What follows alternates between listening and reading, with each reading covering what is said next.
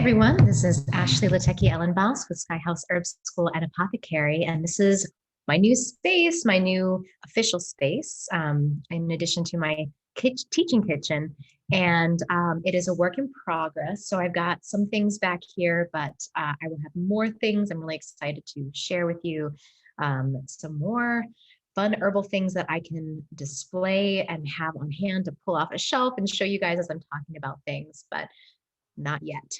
Gotta put the put the horse before the cart, put the cart before the horse. Either way, I just need to wait a little while and get a lot of other things picked up before I can put things up on the shelves. So I also wanted to make an announcement that I have an upcoming summer herbal speaker series. This is something that our herb school has been doing for the last, I think 6 years now, where we host speakers in the summertime for free. We used to do it by donation, but you all have been so generous in donating during our Kickstarters that now we can pay our speakers and offer these talks for free. So I hope you can join. The summer speaker series will begin on Saturday, July 24th. All talks will be on Saturdays from 11 to 1 p.m. Eastern time. And we will have speakers like Ola Obasi, Matthew Wood, Karen Culpepper, Richard Mandelbaum. I'll be talking with Matthew Wood. We'll be talking about astrology and herbs. So it's going to be a really, really great, fun summer herbal speaker series. So I will put the link up soon so that you guys can register if you want to grab a seat. Okay, so today's talk, how your tongue reveals your health. And this is something that I think is so important. It's like one of those things I feel like they should teach you in elementary school is how to look at your tongue and check in with your body and see how your body's doing. And the tongue is a really fabulous assessment tool because it stays with you no matter where you travel or where you go. You don't have to pack anything to check it. And it also changes. It doesn't change as quickly as other things. However, one way you can mark your own progress in your healing journey is to watch your tongue change and heal while you're doing other work. So what I'm going to share with you today is what a healthy tongue looks like, then some of our easiest assessment tools and things to look for on a tongue. And then I'm going to go into a few kind of like a little bit of a peekaboo for some of the more challenging ways of, or more challenging afflictions to the tongue that can give you a peek into different disease states. Now, I do want to just say for any of you hypochondriacs out there that this is not a free card to freak out, okay? This is more just hopefully a tool that you can use and teach others to help you maintain your health, right? So if you see something on your tongue that I talk about and you're like, oh gosh, I've got X, Y, or Z, don't worry about it. Oftentimes we know more, we have a deeper intuitive sense of what's going on in our body. So I don't think anything on your tongue will be a shock to you unless you've never looked at your tongue before or you've never asked yourself, how am I feeling? So hopefully you've done that. All right. So healthy tongue. The best example of a healthy tongue is a puppy's tongue, right? Have you ever seen a little puppy on a hot day and it's right? It's panting and it's got this pink, soft, wet, perfectly smooth. Well, not perfectly smooth. It's a little bit rough, but it's like more or less doesn't have cracks or lines or, spots unless it's an Akita or something. But, it's typically pretty pink and smooth and has a little bit of a light coating on it. The same thing is for a baby's tongue. So if you get a chance to hold a baby anytime soon and you have a baby, look at their tongue. Babies' tongues are also a good imprint. And this is, again, a mostly healthy baby, right? So a baby's tongue is going to be pink, soft. It's also going to have a little bit of a coating on it. And that's usually from breast milk. And it's an indication of the body holding on to, it's two things. It's the body's indication showing that there is digestive action happening, and there's a good microbiome in the gut. So we can see the quality of the microbiome and the tissues of the gut in the tongue. And so babies often have a little bit of like a milky coating, especially right after they nurse or they take formula, they'll have a little bit of a coat, but otherwise the tongue is very, very pink and soft and light, and it looks healthy, right? Like most of us know we'll know intuitively when we see a healthy tongue what it looks like. Okay, so now your question might be, okay, well, how do I look at my tongue, right? How do I know what's going on with my tongue? So the best thing you can do is you need to have, ideally, you're going to have a window where you can use sunlight to look at your tongue. Fluorescent lights are really not great because they often tend to make your tongue look more blue or purple. And then yellow lights can make your tongue look more yellow. So natural light is your best light. So if you can bring, you can even use your phone camera, right? And shine that. If you don't have a mirror, you can bring with you. But you want to have the input of direct natural light on your tongue. And you want to look at it both in the morning and then also in the evening, just to get a really clear picture of also how your body is moving energy through it throughout the day. So the easiest things that you can tell, most of us can be able to tell about our bodies right off the bat when assessing our tongue is your tongue dry or is it damp? And this is something that we can tell by looking at the tissue. And I want to say this first. I want to say that tongue assessment, just to give you guys a little bit of a background, this is a very ancient practice. It was used in traditional Chinese medicine. It's used in Ayurveda. It's used in ancient Greek medicine. I know it's used by a lot of South American medicine men like shamans. I know it's used throughout Africa. So there's a lot of different cultures that use the tongue and the health of the tongue to assess a client or a person's state of health. So I just want to say that because some of you might be wondering, why are we doing this? Why am I looking at my tongue? The second thing I wanted to say too is that your tongue is a glimpse into your digestive system and into the tissues of your entire body. So let me say that again. Your tongue is a peek into your digestive tract. It's the first organ of digestion, right? The first organ of digestion is your tongue. It's also a glimpse into the tissues in your body because it is a strange tissue, right? The tongue is a tissue / muscle that lives inside and outside the body. And so the state of this particular tissue can give us a peek as to what the inside of our body might look like or is experiencing. So dry and damp, that's something pretty easy we can assess. We can stick out our tongue and we can see, do I have a little bit of a sheen? Do I have a little bit of glossiness? Not completely, you don't have to be completely flat glossy, right? Like a picture frame, but you do want it to have a little bit of moisture. So I'll just give you my tongue, for example. It has its flaws, but today it's doing pretty well. So you can see my tongue has a pretty, it has a decent amount of color on it and a decent amount of liquid on it too. So, so you want to look for moisture in the tongue. Now, what you're going to see if your tongue is really dry is you're probably going to see a lot of cracks.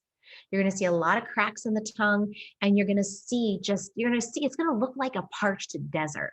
And the more desert-like your tongue looks, usually the drier, and often along with dryness comes malnutrition or a lack of assimilation of nutrients, because your body needs moisture. Moisture carries nutrients and vitamins throughout your body. And so if your tongue is showing you that your body is dry, then you're probably not absorbing or holding the nutrients in your interstitial fluids in the way you need to. So what do we do about that? What do you do if your tongue looks really dry and you can see cracks and things like that? Well, number one is drink more water. And some tips for drinking more water to increase hydration is to add a little pinch of salt to it. So I like to put a little pinch of gray sea salt. If you don't have that, you could use pink Himalayan salt. You just don't want to use, like table salt, right? You want to use a more natural type of salt. It just has higher mineral volume, and that will help your body to hold the moisture in. Another thing you can do if your tongue is really dry is to use a few different herbs as a water infusion. And I would recommend marshmallow root as a cold overnight infusion. You could do maybe like a 1/4 cup of dried marshmallow root in about 4 cups of water. And you just let that steep closed, covered overnight, and strain it out in the morning and drink that full quart throughout the day. That will really moisten and cool your tissues, especially if your tongue is also red and dry. Then marshmallow is a really, really good fit.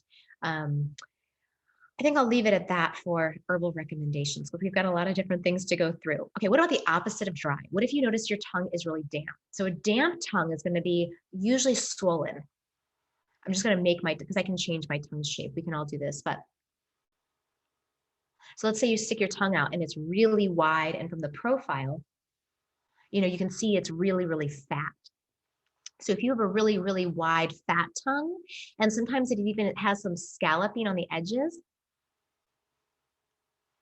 like little indentations, that can mean that your tongue is swollen, which can mean that you're holding too much water. So in that case, you might be served by some diuretics, especially if you notice you have, pitting in your wrists and in your ankles, like edema, things like that, high blood pressure even, then maybe taking a gentle diuretic that is potassium sparing, like dandelion leaf, and just use a few tablespoons of dried dandelion leaf and a few cups of hot water, let it steep for 15 minutes, and then drink that throughout the day. You can drink it in the morning and in the evening as well. So dandelion leaf also as a tincture would work well. And also just maybe moving your body. There might also be some stagnation that's happening. If you notice there's like dampness and then there's a lot of like a thick coating on your tongue, it's like damp and the coating looks like almost yellowish or damp. Then you might also just say, I need to start moving my body. I need to exercise. I need to move this fluid through. I need to break a sweat. I need to get in the sauna, right? All of those sort of things to help also move fluid through. You can think of other natural diuretics too. Nettle leaf is a really nice one. I'm trying to think of gentle ones because, I know you guys are listening and I want to make sure I only give really safe options. So we'll just stick with those two for the damp situation. Now, also the color can be really revealing. So the two kind of extreme colors we could say would be red and then blue or purple. So red, as you can guess, would tell us what? That there's a lot of heat in the body. There's a lot of heat and it can be in the digestive system. And if you know you have digestive inflammation problems, that will often show up as a red tongue. But if we have, but we can also just have general tissue inflammation that will show up as a very, very red tongue. In the tissue states, we sometimes call this excitation, which is just overactivity, overstimulation of the body. And so in the case of a red tongue and overactivity, you can think of this mnemonic as a simple sour sedative.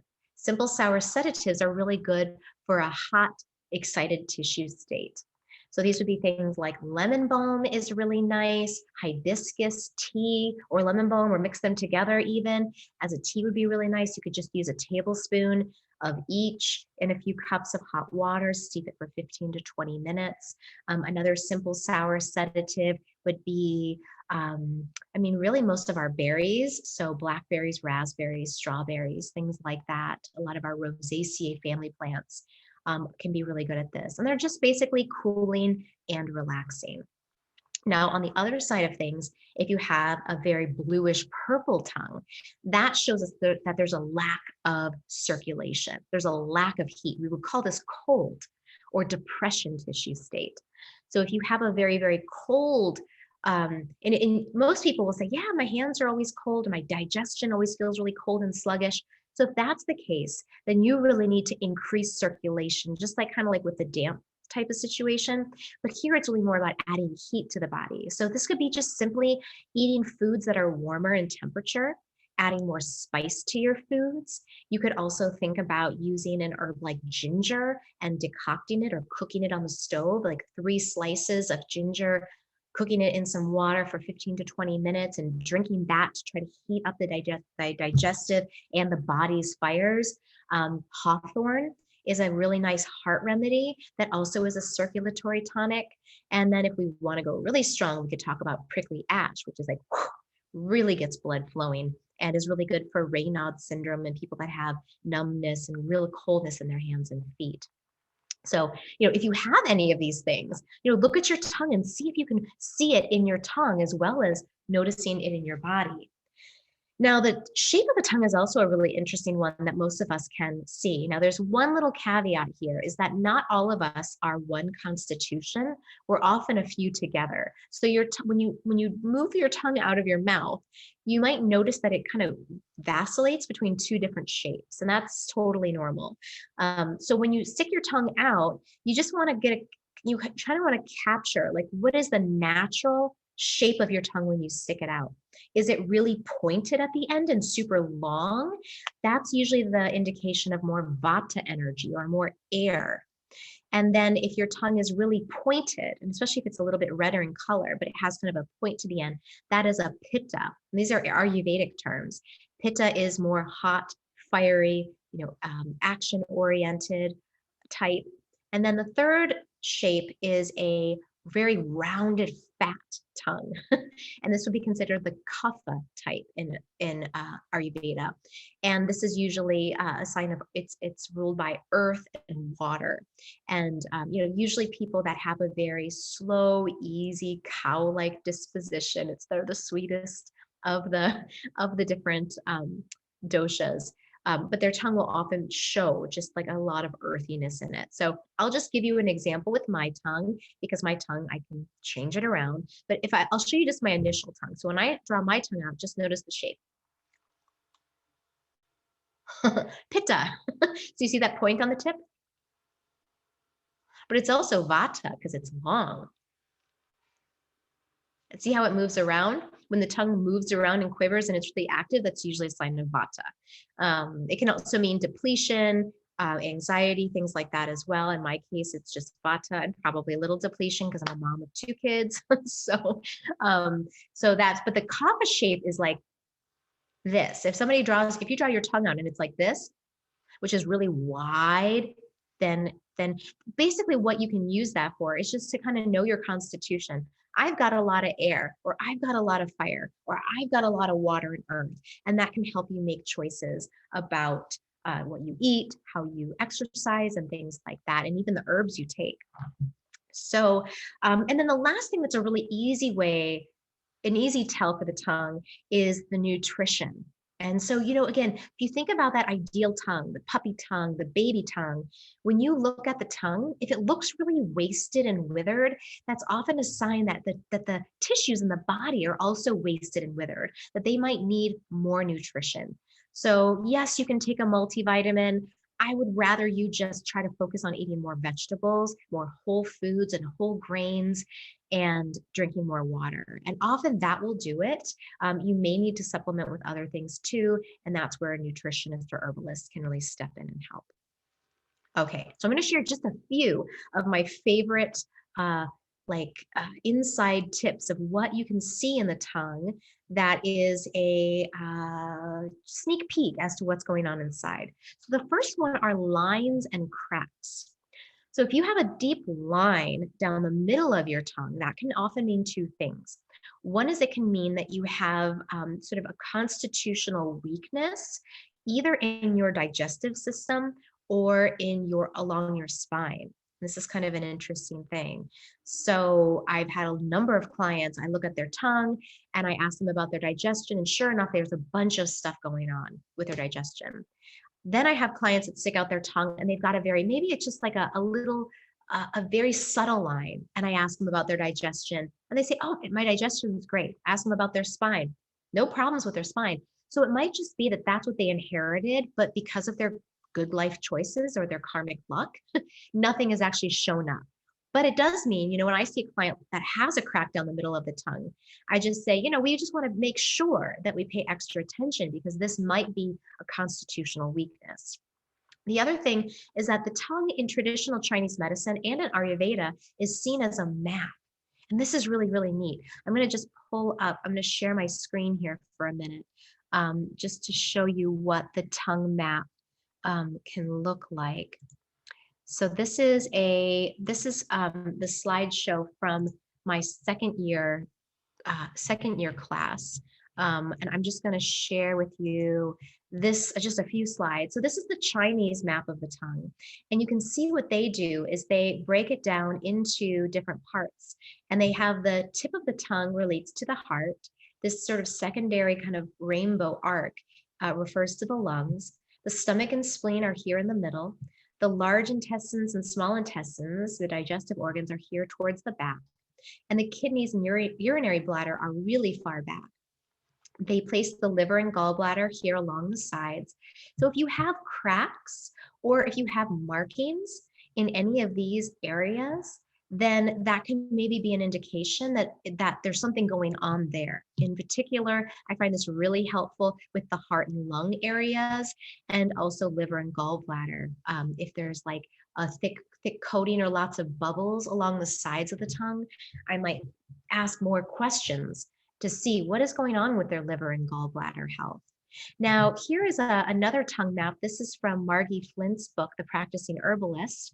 And this is the tongue picture from William Lesaussier. It's a combination of the traditional Chinese medicine tongue and his observations as a Western herbalist. So what he did is, here's the tongue, and he has the sinus cavities here. He has the thyroid here, which actually this has been so helpful in my practice. When you see a little dip or divot on the tip of the tongue, not a crack, but like a little indentation, ask them about their thyroid. Do they have hypothyroidism, Hashimoto's thyroiditis? If there's an upraised bump on the tongue, that can be a sign of maybe hyperactive thyroid, or it can also be too much heat in the heart. So these are really close together. You can see on this map. But I found, because in Chinese medicine, they don't have, the thyroid is not on the Chinese medicine. It's not like a part of their system. So because it is a part of ours, and it's an organ that I pay a lot of attention to, I like to use this as an indicator. You can see that the right and left lungs are separated out on these sides. The diaphragm cuts across here. Sometimes you can see in people that have experienced trauma that they'll have a line right across this diaphragm line. And one of the reasons for that is because, think about when a trauma hits you, you kind of hold your breath and you tighten your diaphragm to protect your internal organs. And so sometimes, there can be a line there showing that impact of a blow of some kind to our psyche or our system. And then here, you can see in this chart, there's a lot more details in terms of where the stomach is, and it's more anatomical, right? It's more like an imprinted geographic tongue that is imprinted on top of, or a geographic map that's printed on top of the tongue. And so we can see here that they have the liver over on this would be the right side, and the spleen over on the left. They also have the lymphatics here along the sides, and sometimes I'll use that also because the lymphatics is something that I often look for as well. And then the breasts, right and left breasts. And I've actually seen in one of my clients who had breast cancer, I could actually see she had breast cancer on her right, in her right breast, and she had the markings, the marking of cancer there. So let me stop sharing that. So what does cancer look like on the tongue? No, again, I don't want to freak you out. If you see this marking on your tongue, it doesn't mean you have cancer. Typically in herbal medicine, we look for indications of 3. We have to find 3 things that lead us to make any sort of hypothesis. And we are not doctors, so we do not diagnose. So what I do is, if I see that marking on the tongue, I ask a lot of questions to help me assess, could this be possible? And then I send them to a doctor. Okay. So what it looks like on the tongue is it looks kind of like chopped meat. And so usually it's like there's an indentation. It's like a deep depression, and the tissue in that part of the tongue looks really like a sinkhole. And it's usually maybe brownish or darker or raw. And so, whenever I see that, again, in my mind, I think, let me ask a lot of questions. And, if there's any other symptoms that match up, let's get them off to the doctor for a blood test. No big deal. It's like, wouldn't you just rather want to know? And for me as a practitioner, it's like, I want to make sure my clients are, I don't want to let anything slip by that I might be able to catch and potentially save their life in some way. So I always err on the side of caution and getting tested just to make sure. Okay, so those are the different tongue maps. So yeah, so we can see different lines and different indications showing up in different places. One thing that's really interesting that I note a lot in my practice is a notch at the tip of the tongue. And I don't have this, so I can't really show you, but if you see that the tongue kind of goes in, like it's almost being pulled in, the first thing you want to check for is a tongue tie. So underneath the tongue, there's this little ligament. And in some people, it's really, really long and it actually pulls the tongue in. And this can be really problematic for nursing. And later on, it's actually been linked to increased risk of headaches and migraines. And Margie Flint, one of my teachers and colleagues, she's actually sent some of her patients or clients to the doctor or dentist to have that lingual tie cut. And she said that 9 times out of 10, it will cure migraines if you have a tongue tie, to have it snipped. And it really doesn't hurt. It's like, just an in and out procedure. And so that's really interesting. So if there's not a tongue tie and you still have that indentation at the tip, it usually means that there's, in Chinese medicine, they call it blood qi deficiency or heart qi deficiency. And this just means that the heart isn't getting enough energy. It doesn't have enough energy. And so it's sort of like curving back in on itself. And so really good herbs for that would be like Romania or Dong Quai, hearty blood builders. Things are going to really boost up the blood, give the heart a little bit of extra power and qi. And there are certainly other adaptogens and Chinese herbs that you could use there too. But that's something that I've seen in my practice, and I've seen herbs really help with that. And then I think the last thing I'll say is the coating of the tongue and how helpful that can be, because that's something that will actually change pretty quickly if you change your diet or you change certain things in your lifestyle. So the coating of your tongue, like I mentioned in the beginning, it should be a very light, pale coat. If it's really thick and white, that's the sign of dampness and coldness. That's often also associated with candida or yeast overgrowth, things like that. So if I see a really thick, pasty, like it looks like you could just scoop it off like cottage cheese. Sounds kind of gross, but that's what it looks like. Cottage cheese coating on the tongue, then you really need to warm them up. So, I might give them a blend of herbs with maybe like cayenne and dong quai, and maybe if they don't have any heart issues, I might give them some licorice and a little prickly ash and ginger, right? Just trying to get the blood heated and get things moving. I might also tell them let's take dairy out of your diet, since that's a cold, damp thing that often can make it worse, or cut out sugars and refined grains, refined, baked goods, things like that. That can sometimes help clear that up too. Now, on the other side, if the tongue coating is really yellow, then that's a sign of heat. And if it's really sticky to the touch, that's often a sign of liver heat stagnation. And so the best thing you can do are drink lots of water and use bitter clearing herbs like gentian. You could do burdock would be a nice gentle one. Other bitter herbs, wormwood is a strong one, but it works really, really well. Just even a few drops of wormwood tincture. But that yellow is just a sign that there's stagnation and heat.